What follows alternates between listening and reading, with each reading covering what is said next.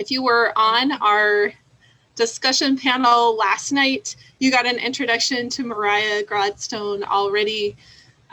We are so lucky to have her joining us again today and doing a little bit deeper dive into her work. Mariah Gladstone, Cherokee, and Blackfeet grew up in Northwest Montana on and near the Blackfoot Reservation. She's graduated from Columbia University with a degree in environmental engineering and returned home where she began her work on food advocacy. She's developed Indigikitchen, an online cooking platform to revitalize and reimagine Native foods, and was named a champion for change by the Center for Native American Youth. Using foods native to the Americas, Indigikitchen gives viewers the important tools they need to find and prepare food in their own communities. Beyond that, she is working to strengthen ties to culture and reminding of inherent worth of Indigenous identities, fueling physical bodies. Indigenous food systems support healthier ecosystems, bodies, and families. And like I said, we are so excited to have Mariah joining us. Good morning and thanks. Good morning. Good to be here with you guys again. Hopefully we can all learn something together. So I will, let me see if I have the ability to screen share. Give me 1 second and I will. As with our other speakers, if you think of questions for Mariah, we'll have a Q&A session, so you can drop those into the chat or just tuck them away for her for questions later. Okay.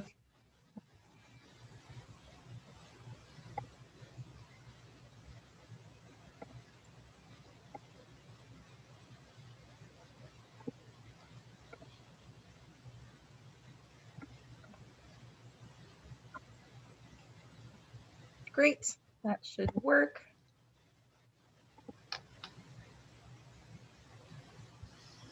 All right, everyone can see the screen, I assume.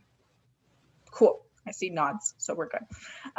So my name is Mariah Gladstone, and I'm so the founder of Indigikitchen, as you heard in my bio. There's a couple things about me. Obviously, I have an engineering degree I don't use, and I'm studying environmental science at SUNY ESF. So actually really working on that intersection of Indigenous land management and food and harvesting, and how the ways in which we are raising our food have and do contribute to environmental management. Those folks that work in agriculture understand that very much, and I'm working on incorporating it into my studies as well. That is something I do parallel to my work with Indigenous foods through Indigikitchen. So I'm hoping that we can share information today, and that this can be kind of an interactive thing. I know you guys probably have some level of Zoom exhaustion in general, but I'll try to keep this minimum and engage you guys. So I start off a lot of my presentations with a history lesson that kind of covers a lot of this Indigenous food system history that is not often taught.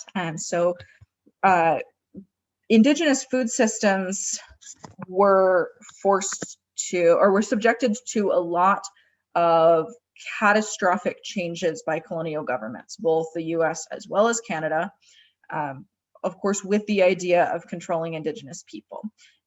It was, of course, the first president of the US, George Washington, that initiated the Sullivan Campaign against the Haudenosaunee Confederacy in the Northeast. And of course, wrote in his orders to his generals that the goal was the total destruction and devastation of their settlements. It'll be essential to ruin their crops now in the ground and prevent their planting more. This is some initial goals of targeting Indigenous food systems to control Native people. Of course, this continued and expanded across this continent in different ways. So some of you guys may have seen pictures that are similar to this. This is an illustration that was done of shooting bison off of the trains as the railroad was built across the country. This was, of course, done in many times for sport, but also for the eradication of bison to render the plains empty, terra nullius, as well as it was written in the 1850 Commissioner of Indian Affairs report, it is cheaper in the end to feed the whole flock for a year than to fight them for a week, referring to Native peoples, the desire to control Native food systems, force Indigenous peoples into dependence on government subsidized food, and of course, render resistance much more difficult. This was also order by the colonel. So again, we're looking at the US military being used to control Indigenous food systems. Kill every bison you can. Every bison dead is another Indian gone. Of course, this did take shape dramatically. Again, this is another picture many of you guys will probably have seen. There are a guy standing on top of a pile of bison skulls. So it is interesting that the bison skulls and the bones of the bison that were killed, and oftentimes meat was left to rot in the fields, though the hides were often taken in part because the Industrial Revolution was getting going, and bison hides held up as machine belts better than the cow hides or any other hides that they had been using. This was before rubber really came into fashion as the machine belt material of choice.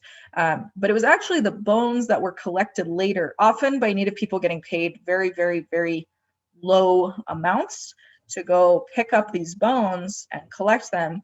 And they were shipped away to be ground down and either made into bone china or to be used as fertilizers for farms with that needed bone meal supplements, essentially. This was a railroad conductor's quote: "It is a mercy they can't eat bones. We were never able to control the savages until their supply of meat was cut off." When we talk about resilience, we have to talk about what we're being resilient against. So I bring this stuff up because I think it's important to talk about the destruction that many Native people have faced with our food systems, and how the goals of forcing us into dependence on government subsidized food were in a large part very effective. So we can see the bison population in North America plummeted from numbers around 20 million. Of course, estimates range a little bit. This is a good middle of the road number estimate. To 1889, by the time Montana became a state, to around 1,000 individuals. And then, of course, conservation efforts were begun. We have things like the National Bison Refuge and Yellowstone, places that became more safe havens for bison. But of course, when you look at many, many, many nations on the plains that depended on bison, not just as a primary food source, but also as a source of shelter and clothing and tools and so many things, we see that the lifestyle for Native people changed dramatically. It was also, of course, very much the goal of politicians in Washington, D.C. at the time to, well, I guess there were some politicians that wanted to commit total genocide, and there were others that were the more progressive folks at the time, whose idea was to simply assimilate Native people, to try to civilize us. And the of going about this was to force us into careers, lifestyles that were considered appropriate. And so one of those was farming and ranching.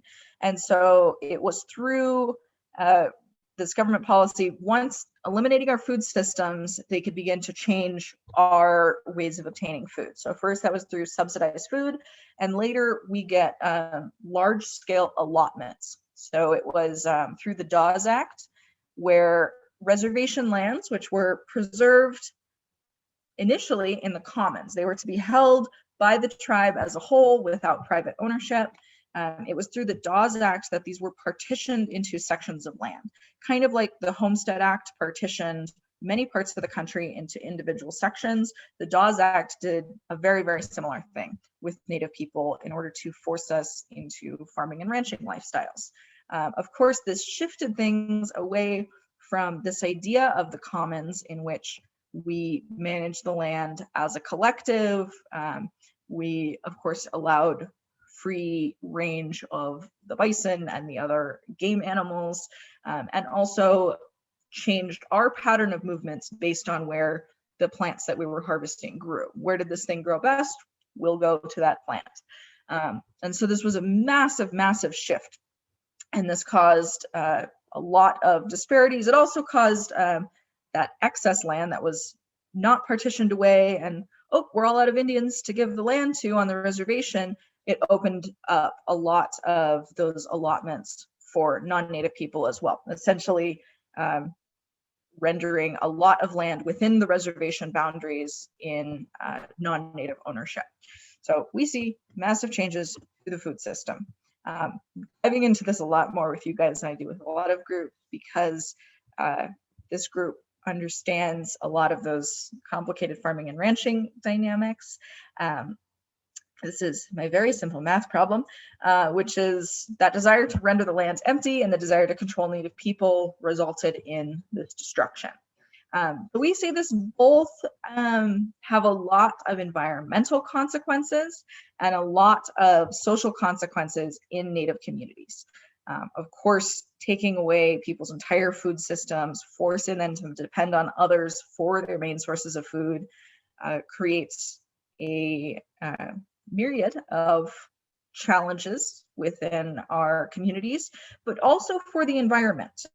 There is continuously more research that comes out and demonstrates the impact that Native people have had on managing landscapes, both forest management as well as plains management, in cultivating and preserving biodiversity, in supporting healthy soil systems, in reducing the impacts of natural disasters.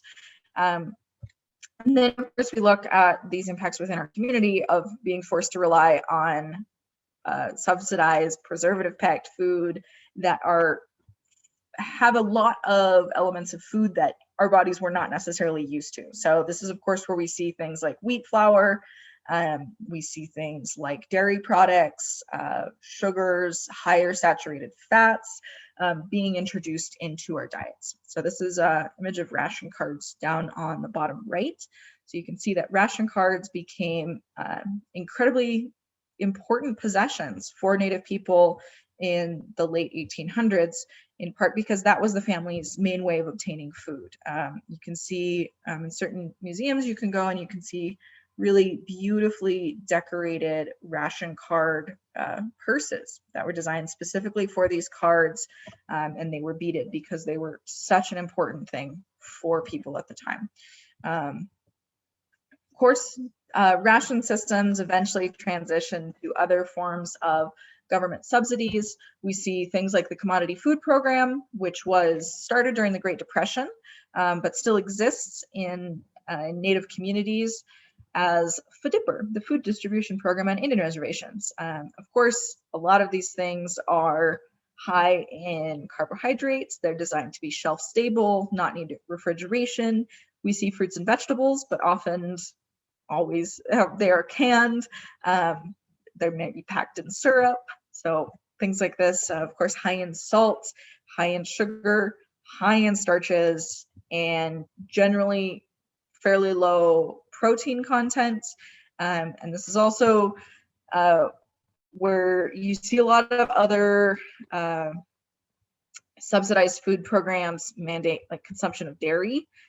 Native people, not having had dairy in our diets until very recently, have very high rates of lactose intolerance. So that is an interesting tidbit. School lunch programs, you see it a lot, obviously. So, of course, yay, fry bread, which became a survival food, but has a very interesting place in our history for where it came from. It's not really an indigenous food. Of course, you guys know a lot of what I talked about. I'll throw some statistics up here real briefly, because this is what made me get started with indigenous foods. It wasn't actually looking at the environmental consequences. It wasn't looking at the ways that our food systems were used to control us. It was just looking at the epidemic of diet-related illnesses that we're seeing within our Native communities. This is, of course, much higher rates of diabetes and a higher rate of mortality from diabetes than non-natives that have the same illness, in part because treatment can be very difficult if you're not able to access these fresh foods that you need to eat. In Montana, I've seen statistics that the life expectancies are about 20 years less than non-native people in the state. So that's what really concerned me and got me involved in doing a lot of this work. The work that I do is mostly teaching information about traditional foods to get people excited about eating them, recognizing the foods that we still have access to, and working with the folks that are now promoting access and trying to make sure that once they create that access, there is a market in the community for fresh vegetables, healthy traditional foods, other things of the sort. I also talk a lot about food sovereignty. Some of you guys may have heard this term before. Food sovereignty is a big multi-tiered definition, and it covers a lot of things. And so when we think about how we want to be able to access food in our communities, I think we all have the goal of food sovereignty. It's our abilities of our communities to feed ourselves, but it goes much deeper. Of course, we want to make sure that our communities are able to feed ourselves healthy foods, foods that nutritionally provide for all of our dietary needs. We want to make sure that they're affordable and that individuals across every level of the socioeconomic spectrum have access to healthy foods. If poor people in your community are not able to eat healthy foods, you don't really have affordable food within that community. We want to make sure that things are culturally appropriate. This ranges a lot depending on where you are, but you guys generally recognize certain things as foods. And so that changes across the world. For example, I could design an entire menu that was healthy and affordable and made entirely of like crickets and ants and grasshoppers or something, right? And those can be really sustainable food options. But generally in this part of the world, we don't recognize those things as food. And so we want to make sure that the food is actually recognized by the people as food. And finally, this is a pillar that's really important, especially to Indigenous communities on sovereign nations. We want to be able to harvest those things, get those foods through ecologically sound and sustainable methods. We don't want to be practicing extractive agriculture that is depleting our resources, high energy intensive methods that are not overall beneficial to other parts of the planet, but also the ability to regulate that, to write our own food and agricultural codes, which is something a lot of, states and localities do, but also, to be able to write and control those policies that govern those things. This is the work that I do. I do a lot of cooking videos. I do classes now zoomed in from my kitchen here, and really to help get people excited about traditional Indigenous foods. This is a couple of different images. We see sarvice berries or Saskatoon berries. We have bison and wild rice meatballs and green beans and prairie turnips, which For you folks in eastern Montana, you may have tried prairie turnips before. We don't have them on the reservation. The soils are just not sandy and dry enough for it. But you guys, with all your sandy sandstone out there, have prairie turnips. I'll talk about it in a second. I want to talk about some Indigenous foods that are still accessible to folks, some Indigenous foods that come from Montana that we see. Just hopping, making sure to chat. I don't need to answer any questions. All right, a couple of things. So lamb's quarter, you guys have maybe seen this growing in your gardens or in fields before. Lamb's quarter is actually really cool. It's in the Chimpodium family, which is related to quinoa. So the seeds can be eaten and cooked like quinoa, of course, as a complete protein, which is very unique for a plant. But the leaves are also edible, and they're probably one of the most delicious wild greens I've had. They taste very, very similar to spinach. They're very mild. A lot of people prefer them to spinach, actually, so you can make a fresh salad with them. For folks that are lucky enough to be in an area with glacier lilies, the flowers on glacier lilies are also really delicious and make a wonderful salad when mixed with lamb's quarter, especially when you get bright yellow flowers and lamb's quarter leaves.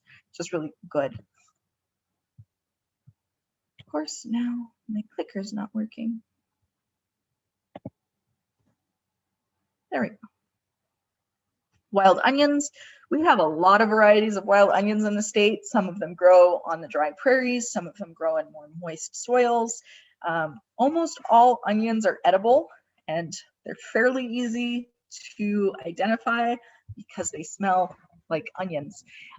So the great thing about wild onions is, besides being very versatile, besides being able to eat almost the entire plant, they're also great for drying, actually. The wild onions take very well to being dried and preserved, and you can throw them in soups later for seasonings. They'll rehydrate and they'll help flavor things up. Like making your own onion powder. Stinging nettle. Mariah, why would you tell us to eat the stinging nettle? It'll sting us. You're right. So stinging nettle, besides being a wonderful medicine and making a really great tea, is also a wonderful wild green. I would, however, recommend that you blanch it and dip these buggers in boiling water before eating it, because that'll take the sting out of them. But they are a really good wild green. I know folks will blanch them and then throw them in omelets or other ways. So you can have delicious cooked wild greens that way. Stinging nettles grow in a lot of places, and as I said, they make a wonderful tea. If you're not quite down for them, you can still steep the leaves and get a great tea out of it. You know, it's very stinging nettle tea is kind of a cure-all in Scandinavia because they also have stinging nettles. Prairie turnips. I talked about prairie turnips before. Prairie turnips are awesome because they're an incredibly nutrient-dense wild potato. Essentially, it's just a root vegetable, and we have lots of root vegetables in the states that are from here. We have, of course, yampa or double root. We have these prairie turnips. We have Lomatium dissectum, which is a biscuit root, also really good for respiratory health. So I know people that have been taking Lomatium extracts for COVID this season. So prairie turnip, yep, the leaf does look like lupin. So generally, prairie turnips will grow at a little bit, as I said, really dry soils. They like well-drained soils. So I know folks that harvest them in the southeastern part of the state, and they're definitely out on the plains in most of the east. But they are a plant that takes 2 to 3 years to really reach maturity before you have a root that you can eat. But folks will go out and harvest them still. And as you can see, they can be braided together and dried, and just like you would with like a braid of garlic. So you can keep prairie turnips in this braided form, which is what a lot of people in the state did traditionally, but they can be rehydrated very easily. Some people will eat them raw because they're not quite like a potato is raw. They're a little bit sweeter, and they're very high in vitamin C. So actually a really good reason why people didn't get scurvy, as well as wonderful pine needle teas, which I didn't put in the slideshow, but pine needles make a great tea that is high in vitamin C as well. This is interesting because there were some settlers in the area that loved prairie turnips so much that they actually brought them back to Europe to be studied as a crop or a potential food crop. And it was that period of time, they just took 2 to 3 years. And so people didn't want them as a crop, which is interesting though, because they are a legume, which means their roots contain nitrogen fixing bacteria and help replenish the soil of some of that nitrogen that other plants deplete the soil of. So really great as a thing to plant in fields that are maybe on a little rotation with other things to help replenish the soil in those areas. Do they grow in the wild? Yes, they do. Flower doesn't look quite like onion, looks like a little bit shorter lupin, but it's a really pretty purple flower. Yeah, someone said they had them in Sydney. I would expect them to be in Sydney.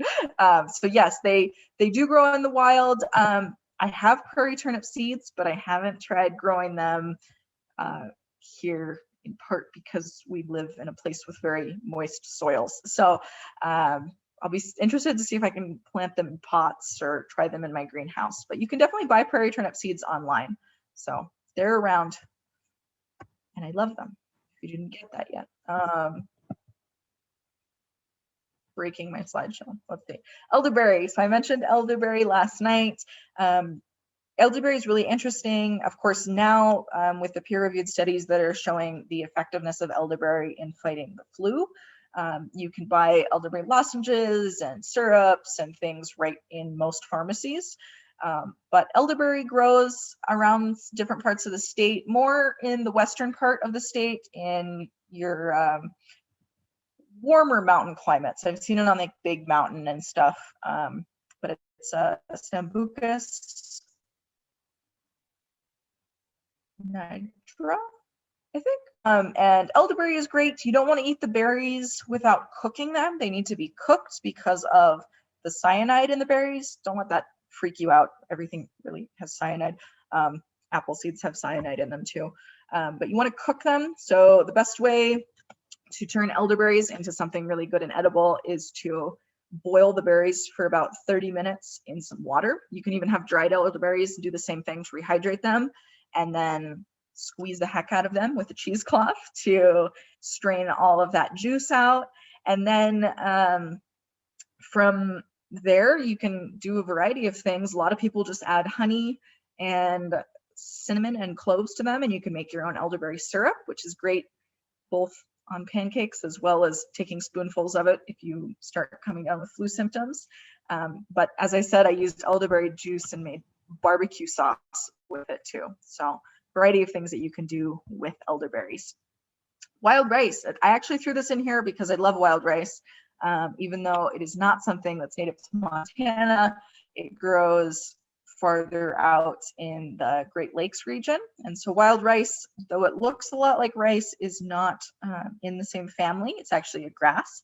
And so it is a grass seed that grows in wetland areas. And so part of the challenges that wild rice has faced in the Minnesota, Wisconsin, Great Lakes wetlands areas is, one, due to climate change, but actually a huge risk that they're facing is due to people that are buying houses on the lakes and they want easy access to the water. And so they're removing all of the plants along the shoreline.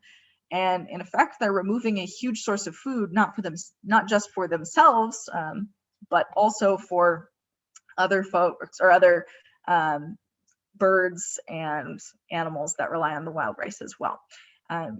This black wild rice that you see in the picture is a cultivated variety. It is not true wild rice. True wild rice, there's my big X. So true wild rice looks like this, and it's still hand harvested in canoes. So people will have one person pushing the canoe with a big pole along the bottom of the river or bottom of the wetland, and another person shaking the wild rice into the canoe where it can then be wood parched. And I love this. It's more expensive than white rice or brown rice, obviously. But you use a 4-to-1 ratio of water to rice, and it inflates a ton. And so you actually end up getting a much higher return for actual food, especially since it's also very high in protein and fiber, and you're getting a lot more nutrition out than you would with white rice or brown rice. Plus, it's just delicious. You can eat wild rice like you would any other type of rice, or like I do, is throw it in pancakes and omelets and use all sorts of wild rice for leftovers. Make extra, you'll want it. Three Sisters, I like talking about this because I'm talking to ag folks, and I think it's important to talk about the sustainable methods of polyculture planting that Native people have practiced for thousands of years. So the Three Sisters is refers to corn, beans, and squash. You guys probably have heard of these three plants being grown together. Different tribes grew them in different ways, but the Haudenosaunee practiced mound planting, in which these plants grew together on a mound, which helped with water retention, helped reduce weeds. We know that corn, of course, grows tall and straight, and when planted next to beans, provides a really great trellis for those beans to hug to grow up. And the squash, of course, if you've grown squash in any type of garden, you know that it kind of takes over everything. And so it grows low to the ground, but those leaves help shade the ground, help prevent weeds from coming up.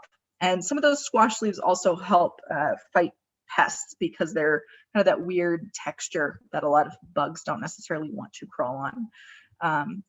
Beans, of course, are a legume and contain nitrogen-fixing bacteria, so help replenish the soil. So they kind of complement each other in that way, in these physical and chemical ways that they work together, but also corn, beans, and squash form a complete protein when you eat them together. So by incorporating just these three plants within people's diets, they were able to have that nutritional balance. We also know that because Indigenous agriculture did not incorporate any tilling of the soil, we know that the health of the soils was very strong. There were strong communities of mycorrhizal fungi that were able to help with the plant's resistance to disease, with the health and growth of plants, and also generally help incorporate that organic material back into the soil as well. So this is an interesting study. I show this because it was a study that was done to look at the yields of monoculture planting, of course, planting one field of one crop versus this Three Sisters method of farming, and the actual yields of what you're going to be getting with calories. This is kilocalories per hectare. Three Sisters planting shouldn't come as a huge surprise to anyone, but planting these three plants together will show higher yields for both calories as well as protein when you incorporate these three plants, and you can get a higher yield for these things when planted together. So I think that's really interesting and kind of helps show the value economically and calorically of planting these things together, as well as for soil health and our ecosystems. Lots of plants, throw some up here. Got a big bison on this slide. We look at things like piñons or pine nuts. We look at chilies, which come from Central America, and Columbus mistakenly called peppers because they were spicy. So peppers and Indians, things that we have in common, I guess. Different types of beans. Of course, corn, beans, and squash all have tons and tons of varieties, as well as chilies, as well as potatoes from South America. I think there was like 10,000 different varieties of potatoes that the Inca managed to cultivate, all very specifically for different purposes. And then, of course, a ton of other products as well. We know cranberries were a great indigenous food. Amaranth, which is one of the most important foods for the Aztec Empire. Maple syrup is a wonderful indigenous food. Here we don't have sugar maples, but you can make box elder syrup. You can make birch syrup. Apparently, you can make hickory syrup too. Black walnuts are a wonderful nut. We also have many other nut trees that are indigenous to the Americas. Hickory nuts, pecans, acorns, which I threw a picture up here from oaks. So we also have sunflower seeds. So sunflowers, seeds really don't occur in the wild. Those were bred very specifically to be food plants. And so that takes, of course, multiple generations of selective breeding. Got cactus. You folks in eastern Montana, actually, I mean, even down to like Great Falls and stuff, we have cactus. We have cactus on the res here. Cactus is edible. Prickly pear is edible. Obviously, I would recommend removing the spines before eating it. But if you peel them, you can take out a pocket knife or something and peel those spines off. And they kind of taste like sweet cucumbers. But of course, prickly pear cactus gets to be even a more important food for people as you move farther south into the southwestern US and northern Mexico, where you'll get cooked cactus called nopales.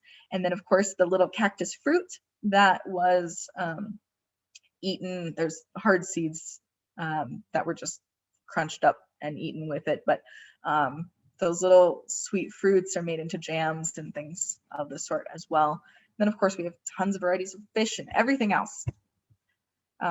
This is the work that I do. This was a demonstration back when we all could gather as a group and learn things together without masks on. But I also do videos. So if you guys are interested in more information about indigenous foods or are super curious, like Mariah, you mentioned this thing, but I have no idea what to do with it, but I've seen it. I have it. You can go to my website, which is indigikitchen.com, and you can see videos. This is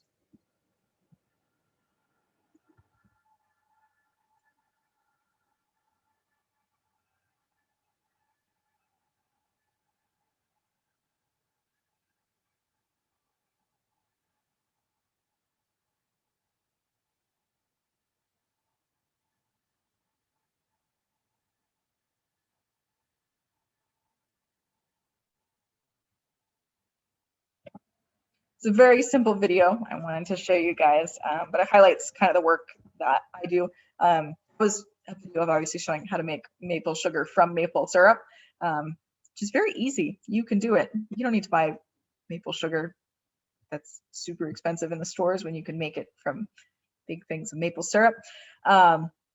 But I do a lot of different work, both really traditional indigenous recipes and some new reimagined things, like bison and butternut squash lasagna, like pad thai using only native ingredients. Zoodles make great rice noodle substitutes. And of course, are wonderful ways to connect with our landscapes and eat less processed foods, and of course, eat fresher foods. There's no downside to this. Of course, for non-native people, I also think that this is so important to connect us with the land, to help recognize this indigenous agricultural wisdom, and again, just to eat delicious foods. This is a couple recipes. I mentioned the pad thai with zucchini noodles, so that's in here. And then we had a wonderful was an elk backstrap with sweet potatoes and this is spinach and cranberry salad. But this is work I do. I just make memes and get people excited about traditional foods. And that's my contact information. I'll leave that up there. If you guys have questions, we definitely have time. So shout them at me.